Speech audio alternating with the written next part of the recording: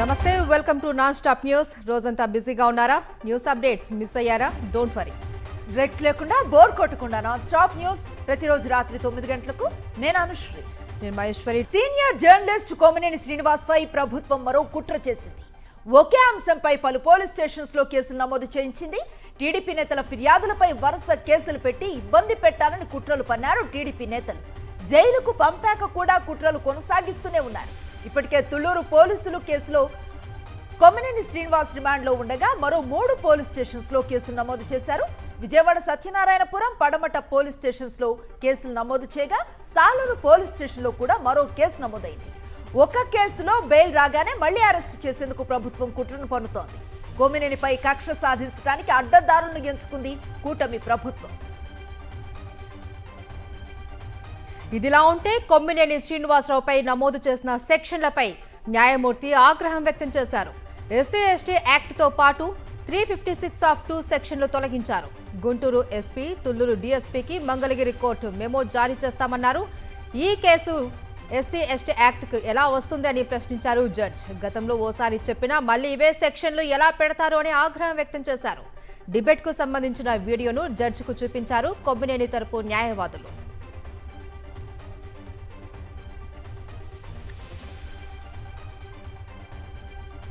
కలం గళాన్ని నొక్కే ప్రయత్నం, వైఫల్యాలు ఎత్తి చూపితే డైవర్షన్ పాలిటిక్స్, ఇదేంటని ప్రశ్నిస్తే రౌడీ మూకల్లా తెగబడుతున్నారు. ఇది ఏపీలో కూటమి అరాచకం. ఏలూరు జిల్లా సాక్షిగా పత్రికా స్వేచ్ఛను కాలరాస్తూ టీడీపీ గూండాలు అత్యంత దుర్మార్గంగా వ్యవహరించారు. సాక్షి ఆఫీసులపై టీడీపీ స్పాన్సర్డ్ దాడులు గత 3 రోజులుగా జరుగుతూనే ఉన్నాయి. ప్రశ్నించే ప్రతి ఒక్కరిని టార్గెట్ చేసి ఇలా భయానక వాతావరణాన్ని సృష్టించి ప్రజలను వణికించేస్తున్నారు. కేవలం అరాచకం తప్ప మరొకటి లేదు. కూటమి అధికారంలోకి వచ్చినప్పటి నుంచి ఇదే తీరు. దాడులు చేయటం, తప్పుడు కేసులు పెట్టడం తప్ప ప్రజా సమస్యలే పట్టించుకోవటం లేదు.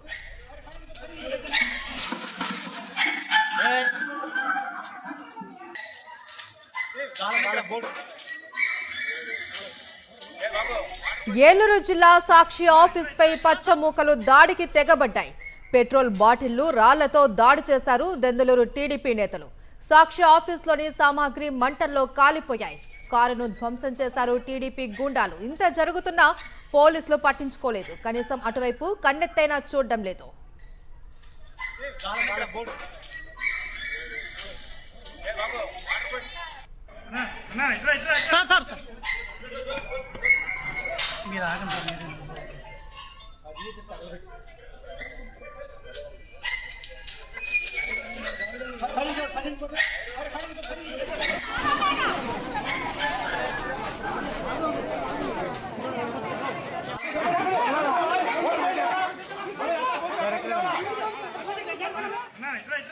గత 3 రోజులుగా ఇదే స్థాయిలో విధ్వంసానికి తెగబడుతున్నారు.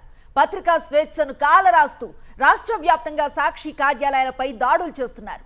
నిజాలు నిగ్గు తేల్చి చెబుతూ ప్రభుత్వ వైఫల్యాలను ఎత్తి చూపుతూ ఉంటే అక్కస్తో ఈ దారుణాలకు ఒడిగడుతున్నారు. రెడ్ బుక్ పాలనతో విధ్వంసాన్ని సృష్టిస్తున్నారు.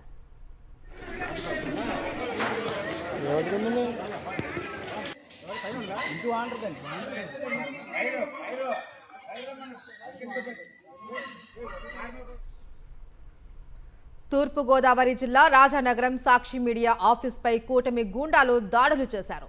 Anaparthi BJP MLA Ramakrishna Reddy, Rajanagaram Janasena MLA Balaramakrishna సారథ్యంలో ఈ దాడులు జరిగాయి.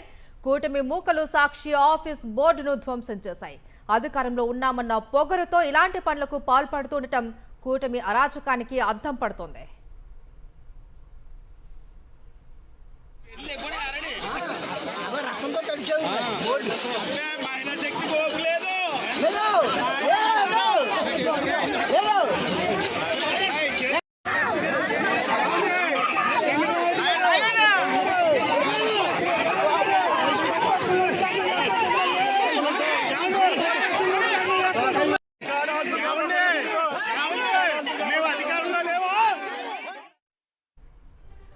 కూటమి ప్రభుత్వ కుటిల రాజకీయాలపై తీవ్ర ఆగ్రహాన్ని వ్యక్తం చేశారు వైఎస్ఆర్సీపీ అధినేత వైఎస్ జగన్.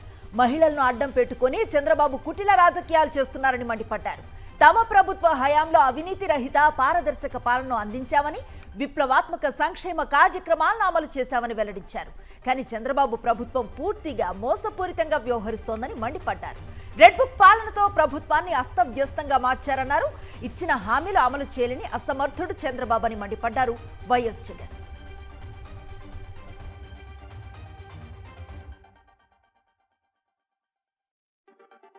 తన వైఫల్యాలను కప్పిపుచ్చుకోవటానికి, ప్రజల దృష్టి మళ్లించడానికి చంద్రబాబు రాష్ట్రంలో అలజడి సృష్టిస్తున్నారు అన్నారు YS Jagan. Senior journalist Kommineni శ్రీనివాసరావుని అన్యాయంగా కేసులో ఇరికించి అరెస్టు చేశారని ఫైర్ అయ్యారు. చట్టానికి విరుద్ధంగా రాజకీయ కక్ష సాధింపునకు దిగారు అన్నారు. టీవీ చర్చల్లో జరిగిన దానికి కొమ్మినేనిని బాధ్యులను చేయటం ఏంటి అని ప్రశ్నించారు. చర్చ పక్కదారి పట్టకుండా కొమ్మినేని నియంత్రించారు అని, దాన్ని చంద్రబాబు ఒక కుట్రతో వక్రీకరించారు అని ఆరోపించారు వైఎస్ జగన్. మరో 7,000 కోట్లు అప్పు చేసింది చంద్రబాబు సర్కార్. చరిత్రలో ఎన్నడూ లేనంత భారీ అప్పును చేసింది. వారం రోజుల్లోనే ఏకంగా 14,000 కోట్లు అప్పు చేసింది కూటమి ప్రభుత్వం. రిజర్వ్ బ్యాంకుల్లో సెక్యూరిటీల వేలం ద్వారా అప్పును సమీకరించారు. ఏడాదిలోనే 1,58,000 కోట్ల అప్పు చేసింది చంద్రబాబు సర్కార్. సూపర్ 6 హామీలు అమలు చేయకుండానే భారీగా అప్పు చేసింది కూటమి ప్రభుత్వం. సంపద సృష్టిలో తిరోగమనలో వెళుతున్న చంద్రబాబు ప్రభుత్వం అప్పుల సృష్టిలో మాత్రం రికార్డును సృష్టిస్తున్నారు. చంద్రబాబు అప్పులపై ఆర్థిక నిపుణులు ఆందోళనలు వ్యక్తం చేస్తున్నారు.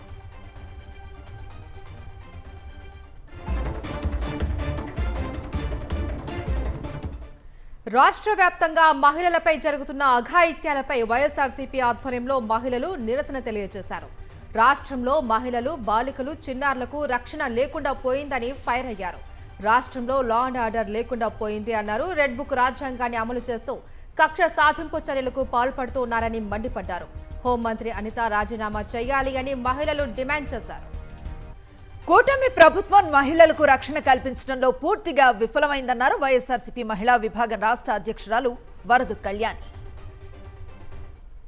మహిళలందరూ ఇంట్లో ఉన్న రక్షణ లేని పరిస్థితి, బయటికి వెళ్ళినా రక్షణ లేని పరిస్థితి, స్కూల్కి వెళ్ళినా రక్షణ లేదు, కాలేజ్కి వెళ్ళినా రక్షణ లేదు, పని ప్రదేశానికి వెళ్ళినా రక్షణ లేని పరిస్థితిలో బిక్కుబిక్కుమంటూ బ్రతికే పరిస్థితి ఈరోజు నెలకొని ఉంది. ఒకవైపు ఇచ్చిన హామీలు మహిళలకి ఎక్కువ ఇచ్చారు, ఏ ఒక్కటి కూడా అమలు చేయలేదు. ఇంకోవైపు మహిళల రక్షణని గాలికి వదిలేసిన పరిస్థితి మనందరము చూసాం.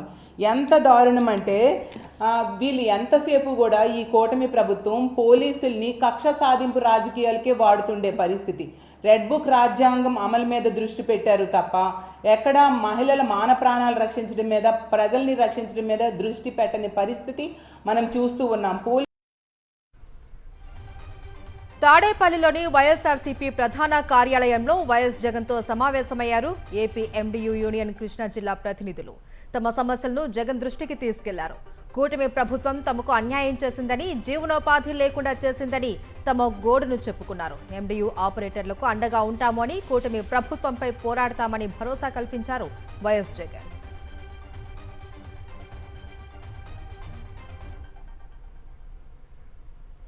తాడేపల్లిలో మాజీ ముఖ్యమంత్రి వైఎస్ జగన్మోహన్ రెడ్డిని ఏలూరు జిల్లా కోకో రైతులు కలిశారు. ధరలు భారీగా పతనమయ్యాయని, పెట్టిన పెట్టుబడులు కూడా వచ్చే పరిస్థితి లేదని జగన్ దృష్టికి తీసుకువచ్చారు. రైతుల తరఫున ప్రభుత్వంపై ఒత్తిడి చేస్తామని హామీ ఇచ్చారు వైఎస్ జగన్. కోకో రైతులకు వైఎస్ఆర్సీపీ అండగా ఉంటుందని భరోసా కల్పించారు.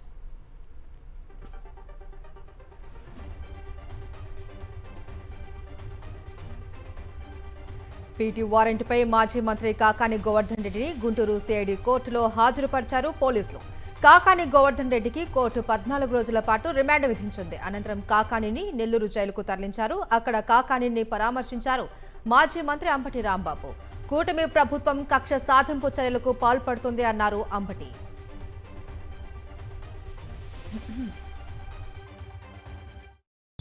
వేరే కేసులో కాకాని గోవర్ధన్ రెడ్డి గారిని అరెస్ట్ చేసి నెల్లూరు జైల్లో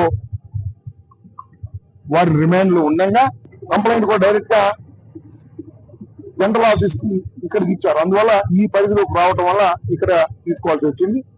దీని మీద 153A, 5052, 120B ఐపీసీల మీద కేసు రిజిస్టర్ చేశారు. ఇవాళ పీటీ వారెంట్ మీద వారిని తీసుకొచ్చారు, కోర్టులో ప్రొడ్యూస్ చేశారు. కోర్టు వారు రిమాండ్ ఇచ్చారు, మళ్ళీ తీసుకువెళ్ళిపోయారు. ఏపీఎస్ పీడీసీఎల్ మాజీ ఉద్యోగి బాలాజీని అక్రమంగా నిర్బంధించారు. ఆదివారం ఆయన్ను ఇంటి నుంచి ఎత్తుకు వెళ్లిన ఏపీ పోలీసులు రహస్య ప్రాంతంలో బాలాజీని తీవ్రంగా వేధిస్తున్నట్లుగా సమాచారం. లిక్కర్ కేసులో మాజీ ఎమ్మెల్యే చెవిరెడ్డి భాస్కర్ రెడ్డికి సంబంధం ఉందంటూ అబద్ధపు వాంగ్మూలం ఇవ్వాలని బాలాజీపై 3rd డిగ్రీ ప్రయోగించినట్లుగా సమాచారం. బాలాజీ ఆచూకీపై భార్య, కుటుంబ సభ్యులు తీవ్ర ఆందోళన వ్యక్తం చేస్తున్నారు. కుటుంబ సభ్యులు హైకోర్టులో హెబియస్ కార్పస్ ను వేయనున్నారు.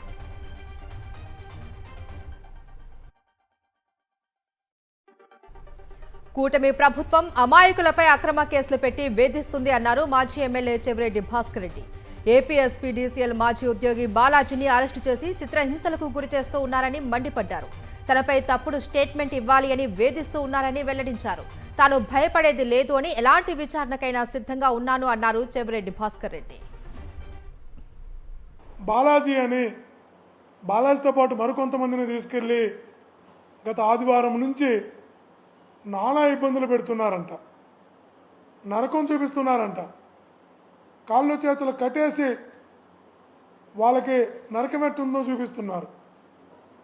కారణం ఒకటే, వాళ్ళు అడిగేది ఒకటే, మీరు సంతకాలు పెట్టాలి, భాస్కర్ రెడ్డికి సంబంధం ఉంది, మీరు మేము చెప్పినటువంటి స్క్రిప్ట్ని వీడియో చేయాలి అని ఒక రహస్య ప్రదేశంలో పెట్టి, చిట్లో కూడా కాదు, గత 3 రోజులుగా ఆదివారం నుంచి ఈరోజు మంగళవారం ఒక రహస్య ప్రదేశంలో పెట్టి వాళ్ళకి నరకం చూపిస్తున్నారు.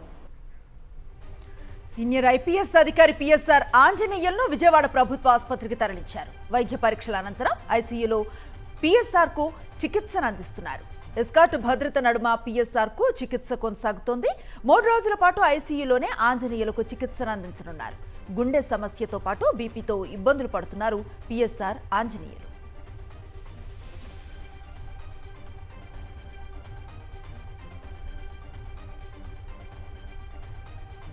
మేడిగడ్డ నిర్మాణంపై గత ప్రభుత్వంలో జారీ చేసిన కీలక జీవోలు విడుదల చేసింది ప్రస్తుత కాంగ్రెస్ ప్రభుత్వం. కేబినెట్ సబ్ కమిటీ ఏర్పాటుకు ముందే మేడిగడ్డకు అనుమతి పొందినట్టు జీవోల ప్రకారం స్పష్టమవుతోంది. మేడిగడ్డ నిర్ణయం తర్వాత 15 రోజులకు హరీష్ రావు ఆధ్వర్యంలో సబ్ కమిటీ ఏర్పాటు చేసినట్లు గత ప్రభుత్వ నిర్ణయాన్ని బహిర్గతం చేసింది కాంగ్రెస్ ప్రభుత్వం.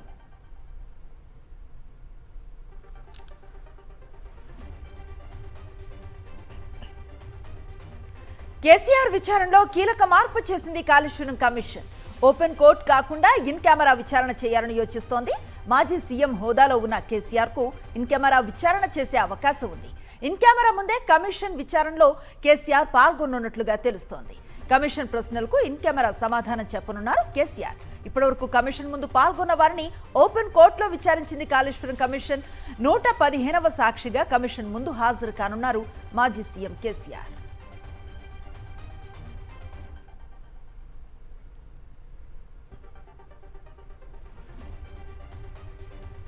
తెలంగాణ సీఎం రేవంత్ రెడ్డితో పాటు పలువురు కాంగ్రెస్ ముఖ్య నేతలు ఢిల్లీలో పర్యటిస్తూ ఉన్నారు.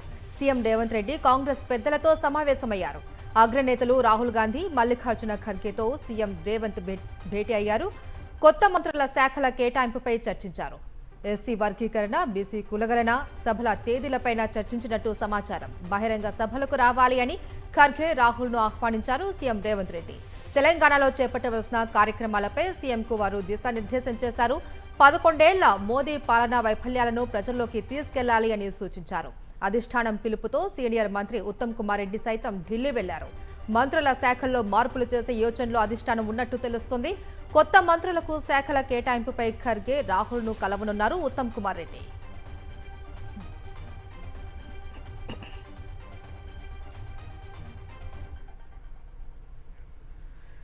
బస్ పాస్ ఛార్జీలను పెంచడాన్ని నిరసిస్తూ తెలంగాణ జాగృతి ఆధ్వర్యంలో బస్ భవన్ దగ్గర బీఆర్ఎస్ ఎమ్మెల్సీ కల్వకుంట్ల కవిత ఆందోళనకు దిగారు. మెట్రో రైల్ బస్ ఛార్జీలు పెంచడంపై జాగృతి ఆధ్వర్యంలో పోరాడారు. ఫ్రీ బస్ ఇవ్వమని కాంగ్రెస్ ప్రభుత్వాన్ని మహిళలు ఏమైనా అడిగారా అని ప్రశ్నించారు. ఓవైపు ఫ్రీ బస్ ఇచ్చి మరోవైపు ఛార్జీలు పెంచడం అంటే కుడి చేత్తో ఇచ్చి ఎడం చేత్తో వెనక్కి తీసుకున్నట్లేనని ఎద్దేవా చేశారు కవిత.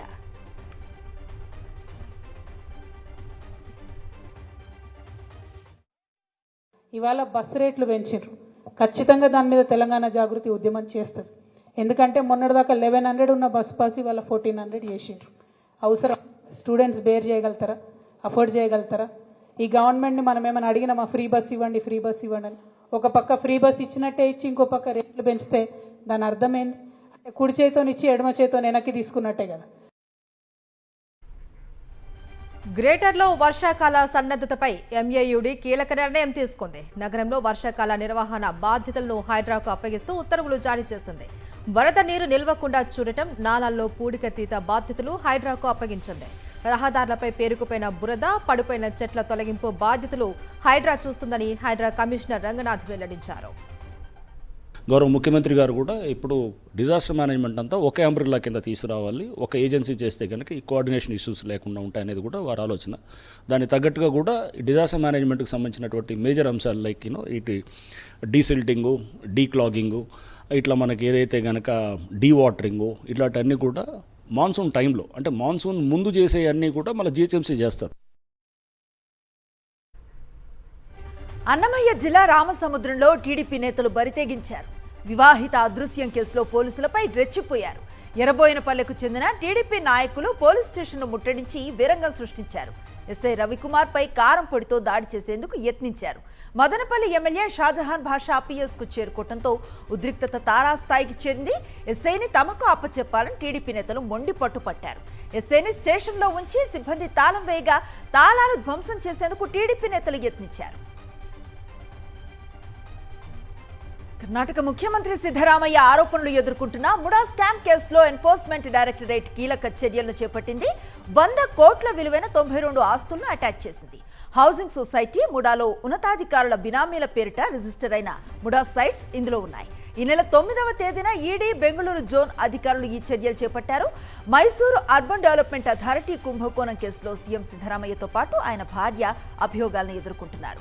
ఆర్టీఐ కార్యకర్త దాఖలు చేసిన పిటిషన్ ఆధారంగా లోకాయుక్త ఈ కుంభకోణంపై దర్యాప్తు చేస్తుంది. లోకాయుక్త ఎఫ్ఐఆర్ ఆధారంగా మనీ లాండరింగ్ కేసు నమోదు చేసిన ఈడీ తాజాగా ఆస్తులు అటాచ్ చేస్తూ నిర్ణయం తీసుకుంది. 2008 నాటి డిఎల్ఎఫ్ ల్యాండ్ డీల్ కు రాబర్ట్ వాద్రాను వెంటాడుతోంది. ఎన్ఫోర్స్మెంట్ డైరెక్టరేట్ ఆయనకు మరోసారి సమన్లు జారీ చేసింది. మనీ లాండరింగ్ కేసులో వాద్రాకు నోటీసులు ఇచ్చింది ఈడీ. ఏప్రిల్ నెలలో 3 రోజుల పాటు రాబర్ట్ వాద్రాను ప్రశ్నించారు ఈడీ అధికారులు. ఆయన స్టేట్మెంట్ రికార్డ్ చేశారు. తాజాగా మరోసారి సమన్లు ఇచ్చారు. ఆయుధ డీలర్తో లింకులకు సంబంధించిన అంశాలపై దర్యాప్తు సంస్థ ఫోకస్ చేసినట్టు తెలుస్తోంది. ఈ క్రమంలోనే మరోసారి సమన్లు ఇచ్చినట్టు సమాచారం.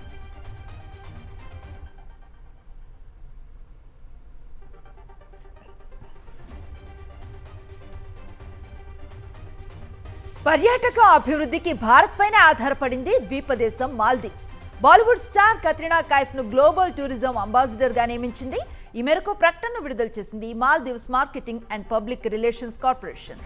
మాల్దీవుల పర్యాటక అభివృద్ధికి కత్రినా కైఫ్ అంతర్జాతీయ స్థాయిలో పనిచేస్తారని వెల్లడించింది.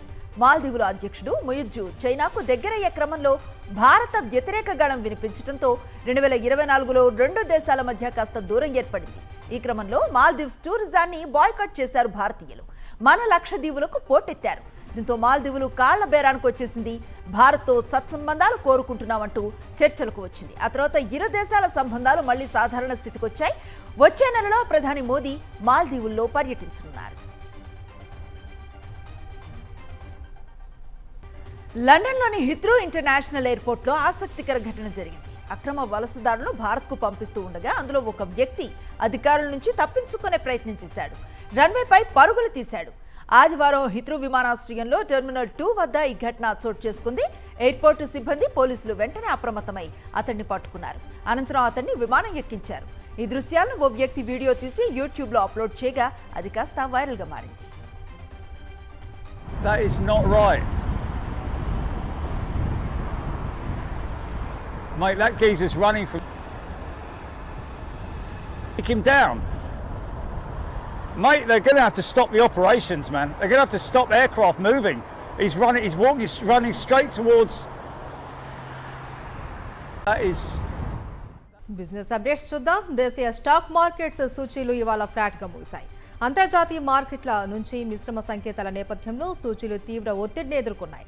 సెన్సెక్స్ 53 పాయింట్లకు పైగా నష్టంతో 82,391 వద్ద, నిఫ్టీ 1 పాయింట్ లాభంతో 25,104 వద్ద ముగిసింది.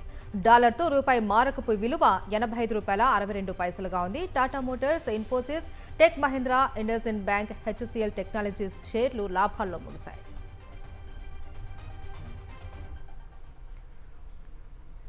బంగారం ప్రియులకు శుభవార్త. వరుసగా రెండో రోజు పసిడి ధరలు తగ్గాయి. ఇవాళ హైదరాబాద్ మార్కెట్లో 24 క్యారెట్ల 10 గ్రాముల బంగారం ధర 97,580 రూపాయలుగా ఉండగా 22 క్యారెట్ల 10 గ్రాముల బంగారం ధర 89,450 రూపాయలుగా ఉంది. అటు 3 రోజులుగా స్థిరంగా ఉన్న వెండి ధరలు ఇవాళ పెరిగాయి. హైదరాబాద్ మార్కెట్లో కేజీ వెండి ధర 1000 రూపాయలు పెరిగి 1,19,000కు చేరుకుంది. స్పోర్ట్స్ డీటెయిల్స్ చూద్దాం. రేపు లార్డ్స్ వేదికగా ప్రపంచ టెస్ట్ ఛాంపియన్షిప్ 3వ ఎడిషన్ ఫైనల్ మ్యాచ్ ప్రారంభం కానుంది. తుది పోర్లో ఆస్ట్రేలియా, దక్షిణాఫ్రికా జట్లు తలపడ్డున్నాయి. తాజాగా ఫైనల్ మ్యాచ్ కోసం ఇరు దేశాలు తమ జట్లను ప్రకటించాయి.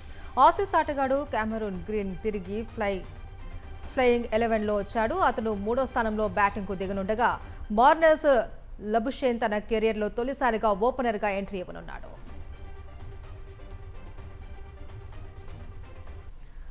ఆంధ్రప్రదేశ్కు ఐఎండీ బిగ్ అలర్ట్ జారీ చేసింది. ఉత్తరాంధ్రలో భారీ వర్షాలు పడే అవకాశం ఉందని, దక్షిణ కోస్తాలో వారం రోజుల పాటు విస్తారంగా వర్షాలు పడతాయని తెలిపింది. బంగాళాఖాతంలో ఉపరితల ఆవర్తనం కొనసాగుతోందని వెల్లడించింది. దాని ప్రభావంతో ఇప్పటికే తీరం వెంబడి గరిష్టంగా 40 కిలోమీటర్ల వేగంతో ఈదురు గాలులు వీస్తున్నాయి.